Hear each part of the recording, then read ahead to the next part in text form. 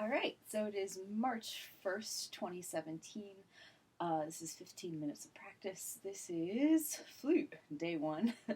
So flute is my main instrument, and right now I am working on a piece for flute quartet for three C flutes and one alto flute. It's by Eric Ewazen. It's called Harmony in Blue and Gold, and it's very beautiful. And it's very tricky. In the second movement, I've been given the flute one part, and I've been listening to this on YouTube, and every recording I've found, the person playing this part screws it up. It's hard. So my goal today is to work through it slowly in the next 15 minutes, and try to get consistency in the articulations and the note lengths and the dynamic levels, and kind of establish some baseline metronome markings that I can play cleanly at, that I can slowly start to speed it up to. The goal is going to be 132. It's 12/8, so the dotted quarter is 132, and I am starting it much more slowly than that. I use a free app called Pro Metronome. It's pretty great because it's free. It keeps a steady beat. And what more could you ask for? So let's see. The other thing I think that's kind of important, and sometimes I work on things different ways, but in this case, some of the passages are a lot harder than others, so I'm not going to be taking them all at the same speed, so this is where I'm going to mark each passage that in my previous practicings I've noticed are kind of stumbly. All right, so let's dive in, see what happens. Just to give you an idea, I've got this kind of action going on, and a lot of it is the slurred groups of, well, two, and then the third in the eighth note group is tongued, but it's large leaps between very high notes to lower notes. So let us see.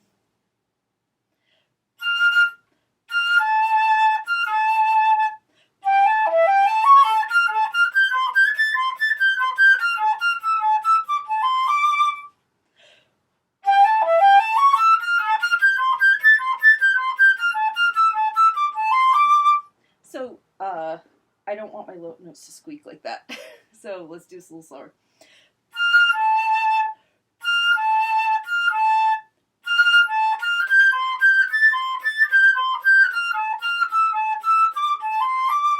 And I want the third note to be a little more staccato, but the second note not to be chopped off. So.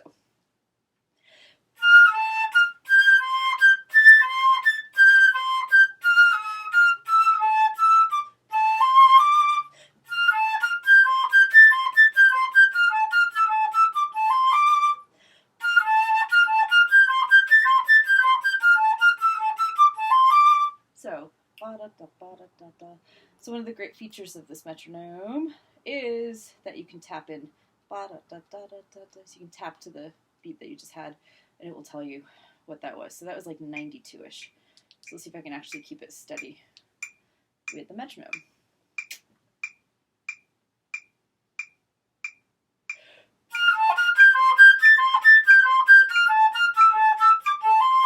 Okay, so 92 is pretty easy. That's going to be a good baseline. So I'm going to write that down. I had a pencil. Oh, it's gone. Let me find a pencil.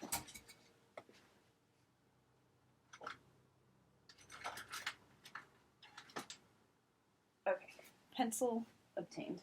All right, so for that one, 92 is nice and easy. You'll mark that in with the date.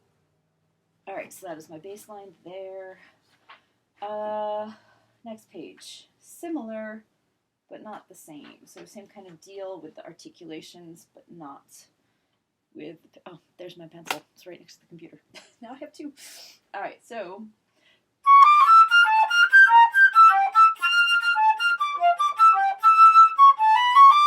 So the other tricky thing about this is I'm using all three B-flat fingerings on my flute. So in case you're not familiar with the three different types of B-flats, you've got 1+1, which most people learn first.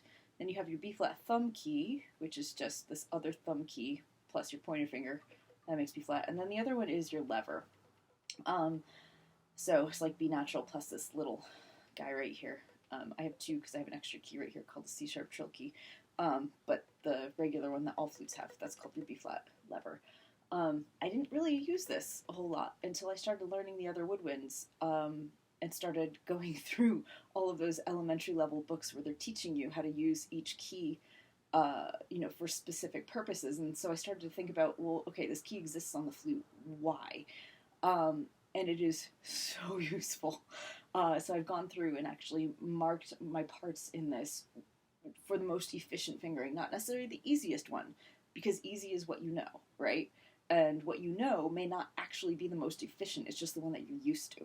So many times, the most efficient one is using your lever. So I've been training myself to do that, and I can already feel the speed and the smoothness happening. It's just, I have to train myself to know when those moments are coming up. I have to know the music that well that I can have that preparation kind of ready and in my mind. So playing this section is one section where I've got my B flat thumb key down. And then when I come out of the there's a B natural. So at the C sharp that happens, I have to flip over and move my thumb to the regular thumb key.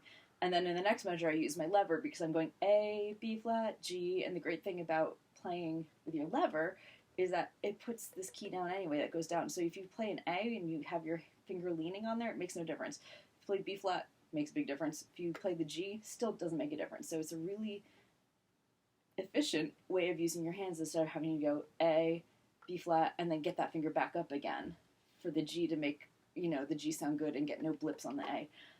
So that's a wonderful place for using your B flat lever.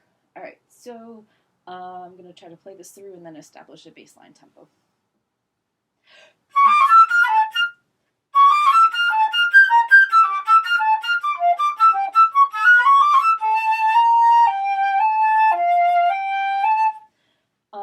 Okay, so maybe just a hair slower than that.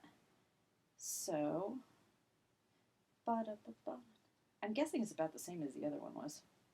Yeah, 92-ish. It was a little faster than that, but let's go with that. 92.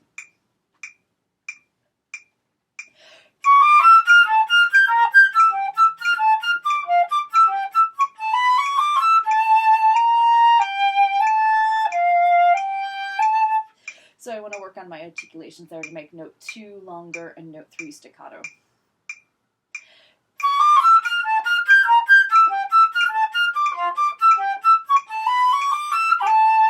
Whoops.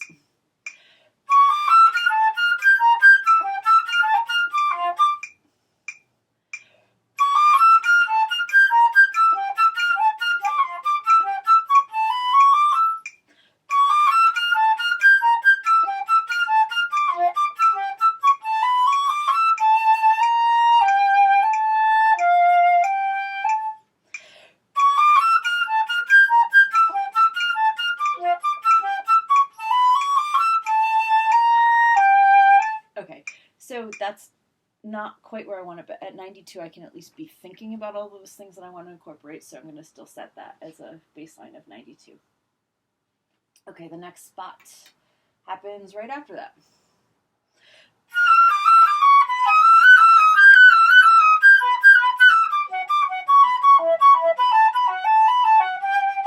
So again, that's not hugely difficult, but the articulations change. And it's going from mezzo piano to forte, which I didn't do very well.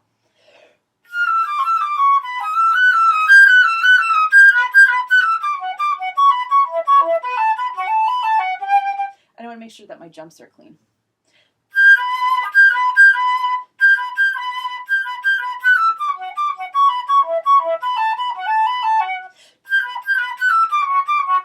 And the F sharps are squeaking.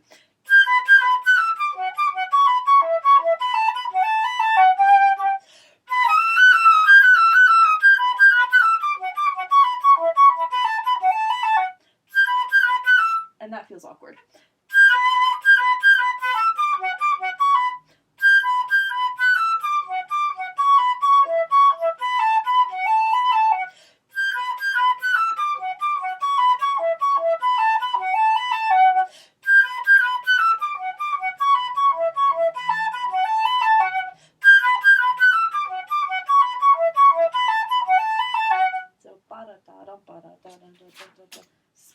still going at pretty much the same speed. Oh, yeah, a hair faster than 92, but I think 92 is still a good starting point.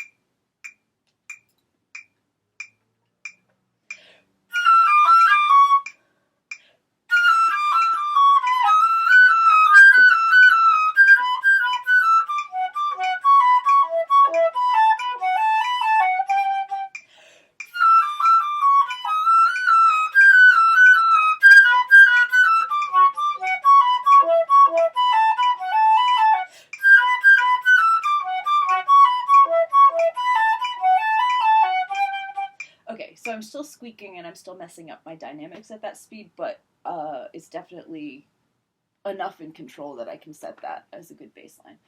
So we're still at 92. All right, next section.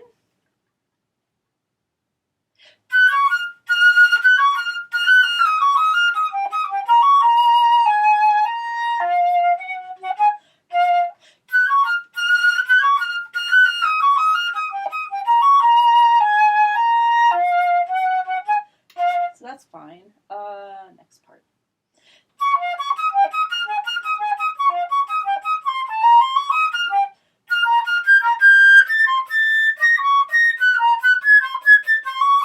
All right, that part is really nasty, fingering wise.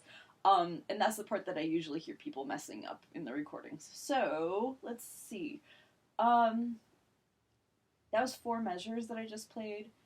I think the first 2 might be at a faster speed than the second 2 right now, but let's see.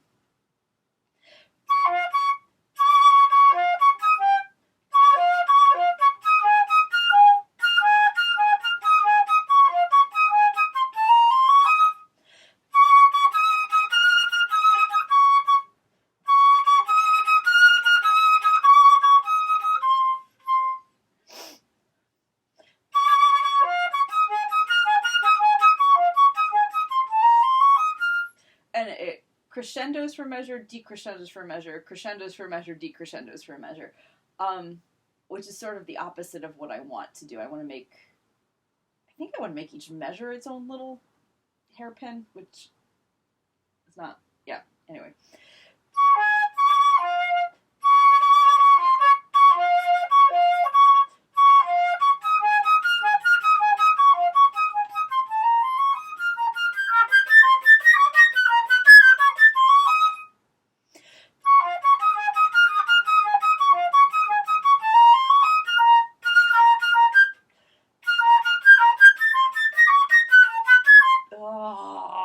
B flats, man.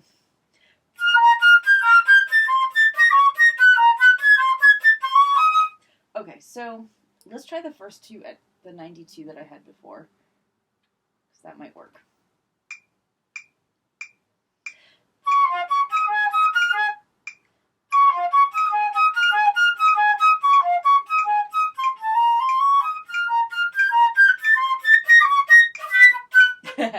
And then I psych myself out on that part. So we'll say 92 for the first bit for now.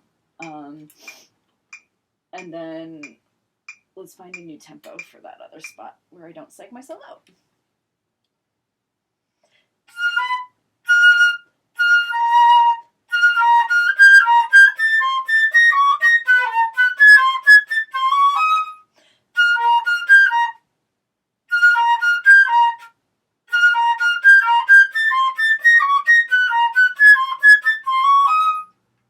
So that was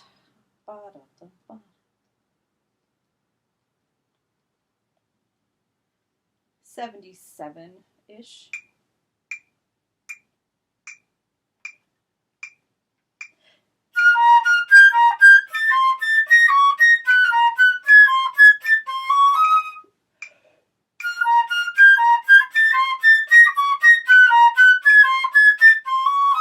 And that feels very in control. So I'm going to mark those 2 measures at 77 for right now.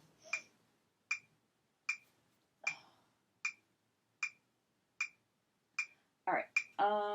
Next spot is...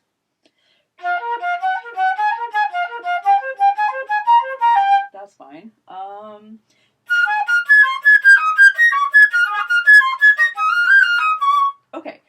was really hard when I first started practicing this piece. It miraculously just came out, fingers-wise. Okay, let's see what happens if I do it again.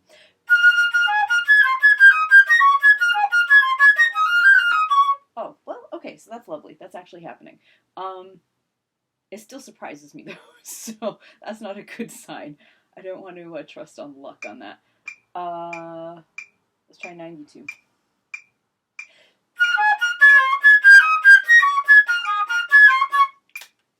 And that is spit. Lovely.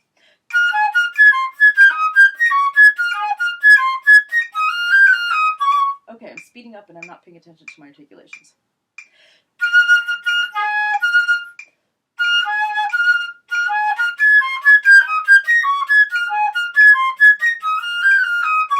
Okay, so 92 is going to be fine for that. Alright. Last page. Let's see. Nope, and I think I'm running out of my 15 minutes. Because again, I didn't set a timer, but I think that's probably it. Okay, so, that flew by, which is not a bad thing. And it's good to know that a lot of the groundwork that I did on this is kind of helping me out. And then I'll pick up where I left off next time. All right, well, thanks for watching.